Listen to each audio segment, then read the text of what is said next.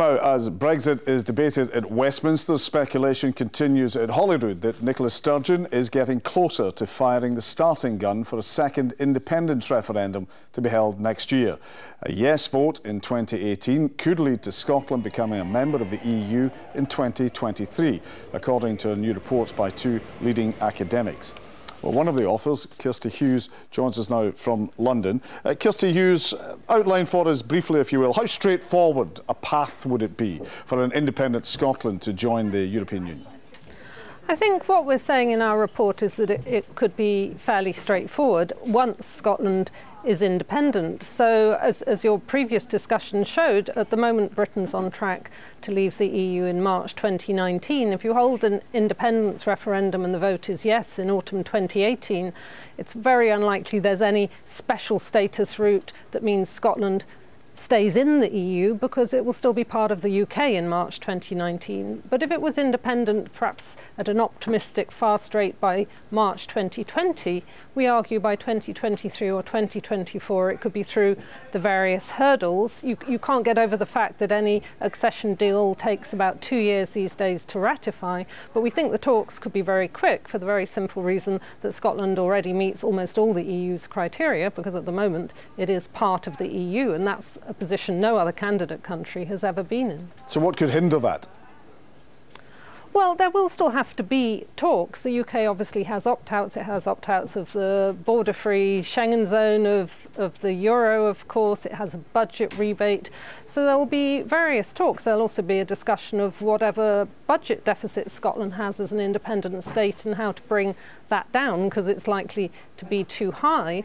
But in principle, that process could perhaps be done, we say, within 12 months, so you'll have a period before the talks start, then you could have a 12-month period and then ratification. Now, people have talked about Spain possibly vetoing that deal, and it's certainly true that all the member states have to agree. Every member state does have a veto, but it's not obvious to us at the moment why Spain would veto, as long as that independence referendum was held in a constitutionally and legally correct way. We'll come back to Spain in a moment, but just the point about when Scotland would become independent, which would be about 2020 if there was a yes in the referendum, and then 2 to 3 years before becoming ratified as part of the EU. What would happen to Scotland economically in that time period, that gap?